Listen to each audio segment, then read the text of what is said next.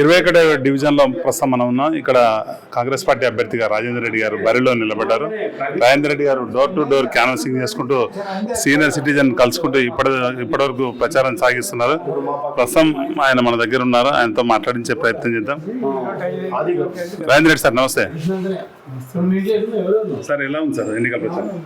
బ్రహ్మాండంగా ఉంది, మంచిగా ఉన్నది, మంచి రెస్పాన్స్ వస్తున్నది.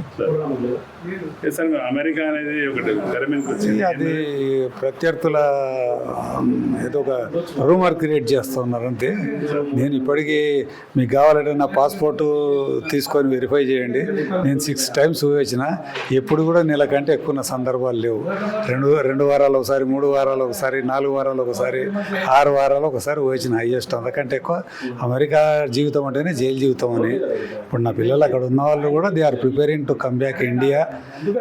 ఇక్కడ వచ్చే ఉండాలనే ప్రయత్నంలో ఇది ఏదో ప్రత్యర్థుల చేసే దుష్ప్రచారాన్ని నమ్మొద్దని చెప్పి నేను డివిజన్ ప్రజలకు విజ్ఞప్తి చేస్తూ ఉన్నా.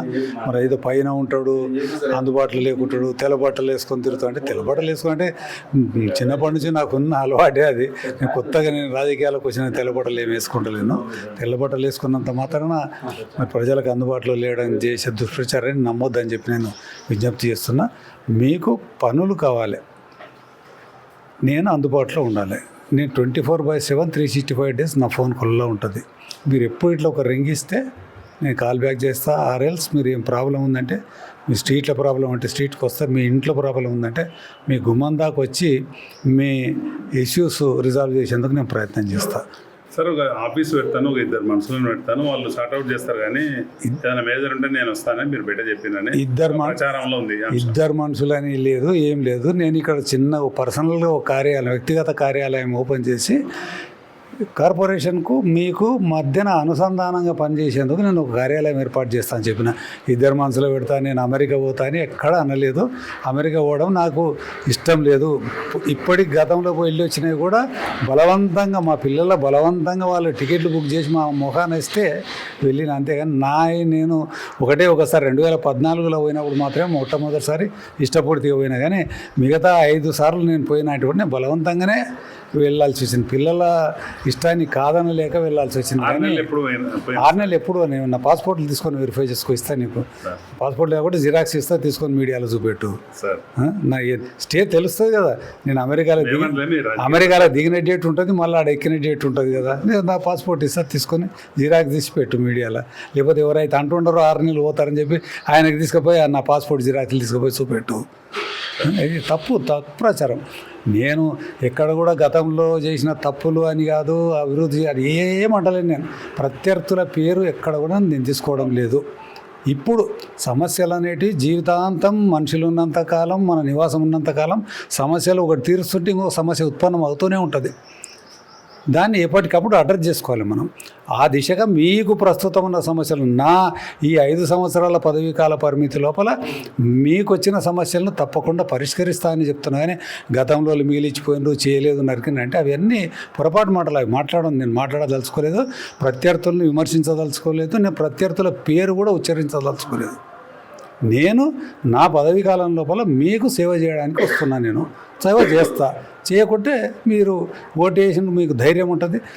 ప్రజాస్వామ్యంలో బతుకుతున్నాం, ప్రజాస్వామ్యంలోనే ఎన్నుకోబడుతున్నాం కాబట్టి మీరు నిలదీసే అధికారం, హక్కు మీకు ఉంటుంది. ఓటు వేసినప్పుడు మీకు నిలదీసే హక్కు ఆటోమేటిక్గా వచ్చేస్తుంది. నిలదీయాలి. నేను ఎక్కడో దూరంగా ఉండి నేను ఒక ఎమ్మెల్యే స్థాయి పదవిలో ఉండడం లేదు. మీ ఇళ్ల మధ్యన మొత్తం 21వ డివిజన్కు ఊరగుట్ట అటువంటి ఏరియా గురించి రాజేందర్ రెడ్డి గారికి ఏం తెలుసు, అక్కడ జనం ఏం తింటారో ఏం తెలుసు ఆయనకు, అక్కడ జీవన స్థితిగతి ఏం తెలుసు, ఆ ప్రజలు ఎట్లా బతుకుతున్నాయి ఏం తెలుసు ఆయనకు. రాజేందర్ రెడ్డి గారు పైన బిల్డింగ్లో ఉంటారు అనేది ఒక ఆరోపణ. ప్రతి ఇంట్లో ఎవరు, నేను కాదు ఇంకెవరు వచ్చినా కూడా ఇంట్లో సమస్యల్ని ఇంటికి పోయి వంట చేసి తినబెట్టేది జీవన విధానం నాకు తెలుసు బాబు. నేను జీరో నుంచి వచ్చిన నేను పొయ్యిల కట్టెలు కొట్టినా, పశువులు కాసినా, మేకలు కాసినా, పెండ తీసినా, సాంపి చల్లినా, గొర్రె కొట్టినా, నాగలి కొట్టినా, కావడి మోసినా, గూడేసినా, మూట కొట్టినా, నేను చెయ్యని పని అంటూ ఏది లేదు. గుట్టకు పోయి పని లేని రోజు గుట్టకు పోయి నార 2 కట్టలు తీసుకొని వచ్చినా. నేను ప్రతి పని పని చేసిన. నేను ఇలా 2 రౌండ్లు ఊరగుట్టకు ఎక్కినా అంటే వద్దు సార్ నువ్వు పైకి ఎక్కకంటే కూడా నాకు గుట్టలేకని అనుభవం ఉంది తల్లి, పైదాకా వస్తుంది, చిట్ట దాకా 2 రౌండ్స్ పోయొచ్చిన నేను. అది వాళ్ళకి తెలుసు కదా. నేను ఇన్ని దినాలంటే నాకేం బాధ్యత లేదు, బాధ్యతను నేను నెత్తినేసుకుంటున్నా. ఇలా నేను వస్తా, మీ సమస్యల్ని పరిష్కరించడానికి మీ దగ్గరికి వస్తా అంటున్నా. నేను ఆ బాధ్యతను ఎత్తినేసుకున్నప్పుడు ఖచ్చితంగా వస్తాను. నేను రావడం అనే సమస్య లేదు. నేను ఇంకో 5 ఏళ్ళ అయినా కూడా మీ గుట్టలు, ఈ గుట్ట కాదు పైన చివరి దాకా కూడా ఎక్కగలను ఇప్పటికీ. నేను చెప్తున్నా, ఇబ్బంది ఏం లేదు నాకు. మీ జీవన ప్రమాణాలు, మీ జీవన శైలి తెలుసు, ఎవరు ఎట్లా బతుకుతారని తెలుసు. కాకపోతే నేను అనేది ఒకటే, ఎంతసేపు మీకున్న చెడ్డ పేరును పోగొట్టుకోండి, పని చేసేటోన్ని గెలిపించుకోండి. మీ పనులు నేను చెప్తున్నా కదా, గెలిచిన మరుక్షణమే. అంటే ఒకవేళ నా 21వ వార్డులో ఏమన్నా మొట్టమొదటి పని అంటూ టేకప్ చేస్తే ఖచ్చితంగా ఊరగుట్టకు రోడ్లు వేసే కార్యక్రమాన్నే నేను మొట్టమొదటిగా తీసుకుంటా. నేను గంటాపాతంగా చెప్తున్నా, నేను ప్రమాణం చేసి చెప్తున్నా. ఆ రోడ్లు వేయడం అయితే నాకు, ఎందుకంటే నేను నిన్న తిరిగి చూసినా కాబట్టి 7 రోడ్స్ ఉన్నాయి. ప్రతి రోడ్డు కూడా అది ఎంత ఇబ్బంది అయినా సరే ఆ మెట్ల రూపకంగానో ఏదో రూపకంగా మీరు ఇంటి దాకా 2 వీలర్ మీద ఇంటి దాకా పోయేటట్లు నడిచిపోనికి కూడా ఇబ్బంది ఉన్నది. ఇప్పుడు ఖచ్చితంగా ఫస్ట్ ప్రయారిటీ బేసిస్లో నేను ఆ రోడ్లు వేస్తాను చెప్తున్నాను నేను. కాబట్టి ఈ వదంతుల్ని నమ్మొద్దు. నేను అమెరికా వెళ్ళిపోతా, నేను అందుబాటులో ఉన్నాను, 4వ ఫ్లోర్లో ఉంటా, ఇవన్నీ తప్పుడు మాటలు ఇవి. కాబట్టి నేను ఈ డివిజన్ ప్రజలను మళ్ళీ కోరుకుంటున్నా, నాకు సర్వీస్ చేసే అవకాశం ఇవ్వండి. అంతకు తప్ప నేను ఎట్లా సర్వీస్ చేస్తా అనేది నేను మీకు తినబోతు రుచులు ఎందుకు అన్నట్టు నా సర్వీస్ చూస్తారు. మీరు చూసి మంచిగా పడితే మీకు నాకేమైనా ప్రమోషన్ ఇస్తారా, ఏం చేస్తారా అనేది అది మీ చేతుల మాట.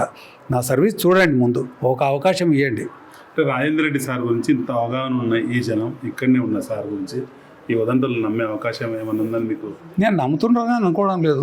పని కట్టుకొని ఎవరో ఒక ఉరగుట్టలా ఉన్న ఒకటి కొంతమందికి మరి ఏదో మభ్యపెట్టో ప్రలోభపరిచో ఈ పని కట్టుకొని కంకణం కట్టుకొని నాకు వ్యతిరేకంగా ఒక రూమర్ క్రియేట్ చేస్తున్నారని నేను అనుకుంటున్నా.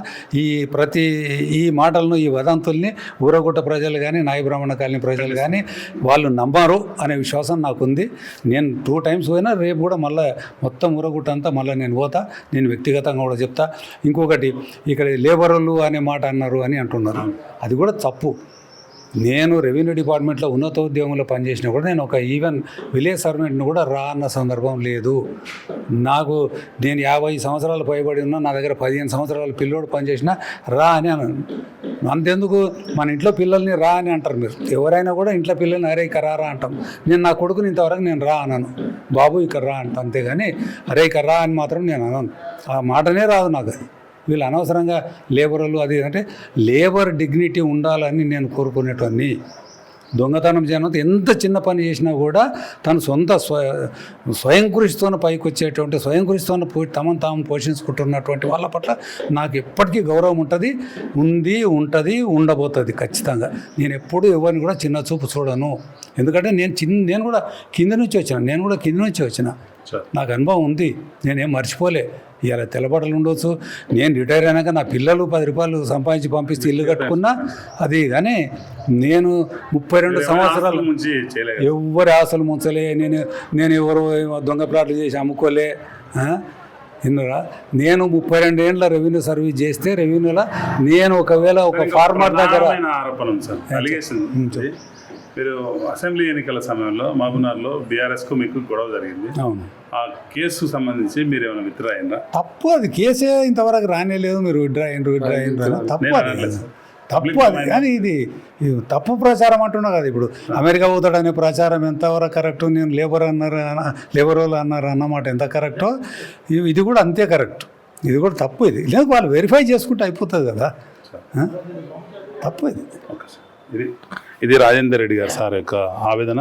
తాను ఎక్కడ కూడా ఎవరిని కూడా ఏ రోజు కించపరిచి మాట్లాడలేదని, 50 సంవత్సరాలు తను 0 నుండి స్టార్ట్ అయ్యానే, అత్యంత కడు పేదరికం నుండి ఈ స్థాయికి వచ్చిన నేను ఏ రోజు పేదరికాన్ని వేరేలాగా చూసిన సందర్భమే లేదని, తన గురించి పూర్తి అవగాహన ఉన్న వ్యక్తులకు తానేంటో తెలుసని ఆయన స్పష్టం చేస్తూనే తాను రెవెన్యూ డిపార్ట్మెంట్లో ఉన్నప్పుడు ఈవెన్ గ్రామ కావలికారుకు సమస్య వచ్చిన జిల్లా కలెక్టర్ల వరకు పోయి కలెక్టర్లను నిలదీసి వారి సమస్యలు పరిష్కరించాను తప్ప ఏ రోజు ఎవరిని చిన్నచూపు చూసిన చరిత్ర తనకు లేదని స్పష్టం చేస్తారని, అమెరికా అనే విషయాన్ని భూతద్దంలో చూపుతున్నారని, తన పిల్లలు ఆడ ఉండడం వల్ల ఇప్పటికి ఒక 2-3 సార్లు 3-4 సార్లు వేయించింటారు, అంతేగాని అది ఒక 4 వారాలకు మించి ఎప్పుడూ ఉండలేదని, 6 నెలలు అక్కడికి వెళ్ళాల్సిన అవసరం తనకేముందని, తాను ఇండియాలోనే రిటైర్మెంట్ జీవితాన్ని హ్యాపీగా మాతృభూమిని గడపాలనుకుంటున్నా తప్ప ఇవన్నీ చెడ్డ ప్రచారాలు తగదని చెప్తున్నారు.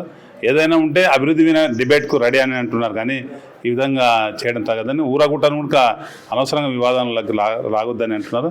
ఖచ్చితంగా తాను గెలిచిన వెంటనే ఊరగుట్టలో ప్రతి చిన్న సందులో కూడా రోడ్లు వేయించి తాను ఈరోజు చెప్తున్న మాటను ఆ రోజు నిజం చేసి చెప్తానని రాజేంద్ర గారు చెప్తున్నారు. ఇది ఇక్కడ పరిస్థితి. Thank you.